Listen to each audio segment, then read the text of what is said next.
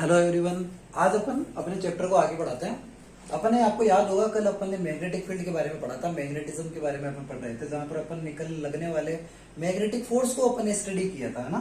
आज अपन थोड़ा सा आगे बढ़ते हैं और अगर कोई अपने पास क्या है, जैसे कोई मैग्नेटिक फील्ड है, इस मैग्नेटिक फील्ड के अंदर कोई कंडक्टर रखा हुआ है। कोई मैग्नेटिक फील्ड अपन लेते हैं, जैसे कि अपने पास क्या है, ये कोई मैग्नेटिक फील्ड है। इस मैग्नेटिक फील्ड के अंदर अपन एजम्पशन करते हैं कोई कंडक्टर लिया हुआ है अपन ने। तो अपन यहाँ पे अपने क्या ले लिया है, अपन ने प्रॉपर तरीके से अपना मैग्नेटिक फील्ड बना लिया अपना। इसके अंदर कोई कंडक्टर रखा हुआ है। कंडक्टर जब अपन इसमें लेंगे, इस कंडक्टर के ऊपर लगने वाला फोर्स आपको निकालना है। तो अपन क्या ले रहे हैं, यहाँ पे अपने पास कोई एक एल लेंथ का अपन ने क्या ले लिया, एक सिलेंड्रिकल कंडक्टर ले लिया। इसकी लेंथ आपने की ली हुई है, एल मानी हुई है अपने। इसका एरिया है अपने पास कितना, एक। और ये अपनी इस मैग्नेटिक फील्ड के साथ जिस एंगल पे है वो एंगल अपन क्या मान लेते हैं, थीटा। तो अपने को क्या निकालना है कि इस मैग्नेटिक कंडक्टर के अंदर से या इस मैग्नेटिक कंडक्टर के ऊपर लगने वाला फोर्स निकालना है, जब वो कहाँ रखा हुआ हो, किसी मैग्नेटिक फील्ड के अंदर रखा हुआ हो। अब आपको एक चीज तो पता है कि मैग्नेटिक फील्ड और फोर्स दोनों के दोनों एक दूसरे के क्या होते हैं, परपेंडिकुलर रहेंगे। यानी अपना फोर्स किस डायरेक्शन में लगेगा, ऊपर की तरफ लगेगा। फोर्स वेक्टर अपना एफ वेक्टर जस्ट इस डायरेक्शन में लगेगा, ऊपर की तरफ। तो यहाँ पर आप एक चीज देख पा रहे हैं कि अगर इस कंडक्टर के अंदर अपन बात करें, बार बार एक वर्ड बोल रहा हूं मैं, कंडक्टर कंडक्टर। तो कंडक्टर का मतलब क्या हो गया, इसमें कौन प्रेजेंट है, फ्री इलेक्ट्रॉन प्रेजेंट है। तो माना इसमें टोटल कितने इलेक्ट्रॉन प्रेजेंट है, एन ई इलेक्ट्रॉन प्रेजेंट है इसमें, क्योंकि इलेक्ट्रॉन है, कितने नंबरिंग है अपनी, एन इलेक्ट्रॉन्स में प्रेजेंट है।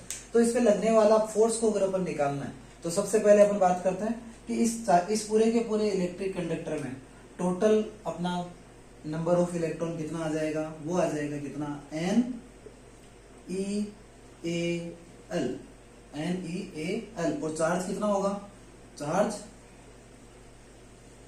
वो कितना निकल के आएगा, इसका टोटल चार्ज, वो टोटल चार्ज अपने इसी के बराबर तो आएगा, सॉरी अपना ये चार्ज जो निकल के आएगा वो किसके बराबर आएगा, एन ई ए एल के बराबर आएगा। अब आप एक चीज बताइए, फोर्स की वैल्यू आपको पता है, फोर्स बराबर क्या होता है, Q V B sine theta.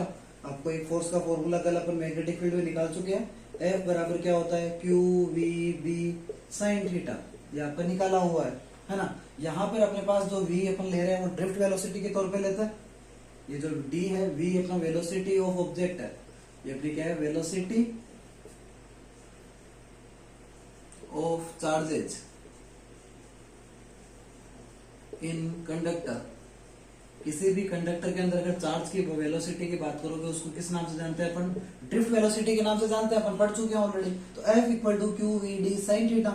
यहाँ पे Q की वैल्यू अगर अपन पुट करेंगे तो क्या होगा, F equal to N E A L V D V sine theta. अब यहाँ पे अपने पास एक पुराना एक रिलेशन निकल के आ चुका है कि आपको पता है इलेक्ट्रिक करंट I बराबर होता है N E A V D. ये अपन पहले ड्रिफ्ट वेलोसिटी वाले टॉपिक के अंदर इसको कर चुके हैं, थर्ड चैप्टर में, कि electric current I equal to N E A V D. जो N E A V D, इसकी जगह अपन क्या रख सकते हैं, I रख सकते हैं। तो अपना क्या बनेगा, F equal to I L B sine theta. F equal to क्या हो गया, I L B sine theta. अब यहाँ पे देखो, I तो वेक्टर फॉर्म को रिप्रेजेंट करेगा नहीं, क्योंकि I electric current scalar quantity होती है, लेंथ वेक्टर है और B अपना क्या है, वेक्टर है। तो इसको अपन क्या लिख सकते हैं, इसको अपन अगर नॉर्मल फॉर्म में लिखना चाहें तो अपना फोर्स का फॉर्मूला क्या निकल के आएगा, F वेक्टर बराबर I तो ऐसा का ऐसा, L वेक्टर और क्रॉस प्रोडक्ट लगेगा क्योंकि क्या लिखा हुआ है, sine theta, L vector cross B vector. ये कहलाता है कि अपना total force on a conductor which is moving in a magnetic field with angle theta। कोई अपने कंडक्टर किसी एंगल थीटा के साथ किसी अगर मैग्नेटिक फील्ड पे रखा हुआ है तो उस पर लगने वाला फोर्स क्या होगा, F equal to I L cross B या F equal to I L B sine theta. एक क्वेश्चन दिया हुआ है आपको, क्वेश्चन क्या है समझना अच्छे से, कि कोई एक अपने पास क्या है, एक कंडक्टर है, इस कंडक्टर के अंदर से 4 एम्पियर की करंट फ्लो हो रही है। I इक्वल टू कितना दिया हुआ है, 4 एम्पियर की, ठीक है। इसके अलावा इसके अंदर बनने वाला magnetic field tens to power -4 tesla आपको दिया हुआ है। मैग्नेटिक फील्ड की यूनिट क्या होती है, टेस्ला होती है, वो आपको यहाँ पे दिया हुआ है। आपसे पूछा क्या है, फाइंड आउट द फोर्स पर यूनिट लेंथ, फोर्स पर यूनिट लेंथ, यह आपको क्या किया है इसमें पूछा है। तो चलिए आगे ध्यान दीजिएगा, आपको पता है अभी फॉर्मूला देखा था, F इक्वल टू क्या होता है ILB sin थीटा।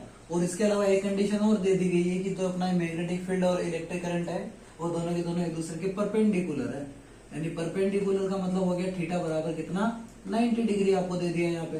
तो यहाँ पे वैल्यू क्या निकल के आएगी, F इक्वल टू आई तो ऐसा का ऐसा, आई कितना है 4 मल्टीपल L अपने को पता नहीं, B क्या हो गया अपना B टेंस टू पावर -4 और साइन 90। अब आपको निकालना क्या है फोर्स पर यूनिट लेंथ, तो लेंथ को डिवीजन में भेज दो, F equal to F upon L बराबर 4 multiple tens to power -4 multiple sine 90 की वैल्यू कितनी होती है 1।